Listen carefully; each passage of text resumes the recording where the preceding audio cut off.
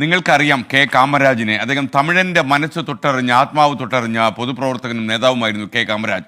അദ്ദേഹം മദ്രാസ് സ്റ്റേറ്റിൻ്റെ മുഖ്യമന്ത്രിയായിരുന്ന കാലത്ത് അദ്ദേഹത്തിൻ്റെ വീട് വിരുന്നഗറിലായിരുന്നു. അദ്ദേഹത്തിൻ്റെ വീടിൻ്റെ ചുവര് ഇടിഞ്ഞു വീണു.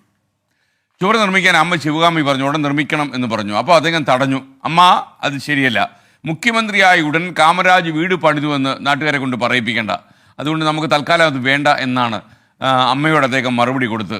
മാത്രമല്ല, തൻ്റെ പേരിൽ ബന്ധുക്കൾ മുതലെടുപ്പ് നടത്തരുത് എന്ന് നിർബന്ധമുള്ള രാഷ്ട്രീയ നേതാവ് കൂടിയായിരുന്നു കെ കാമരാജ്.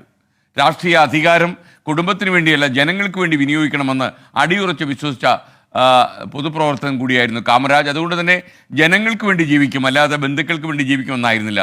അതുകൊണ്ട് തന്നെ സ്വന്തം വീടിൻ്റെ ചുവര് ഇടിഞ്ഞു വീണു എങ്കിൽ അത് ഉടനെ നന്നാക്കുന്നത് മുഖ്യമന്ത്രി എന്ന നിലയിൽ വേണ്ട എന്ന് അദ്ദേഹം തീരുമാനിക്കുകയായിരുന്നു.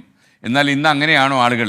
ആദ്യം നമ്മുടെ ബന്ധുക്കൾക്കും ഒക്കെ കാര്യങ്ങളെല്ലാം സുരക്ഷിതമാക്കി കൊടുത്തിട്ടാകട്ടെ നാട്ടുകാർക്ക് എന്നുള്ള സ്വജനപക്ഷപാതത്തിൻ്റെ ഒരു കാലത്ത് കെ കാമരാജൊക്കെ ഉയർത്തിക്കെട്ടിയ പന്തം പോലെ നമ്മുടെ മുന്നിൽ നിൽക്കുകയാണ്. കാമരാജിന് ഈ അവസരത്തിൽ ഓർമ്മിക്കുന്നു.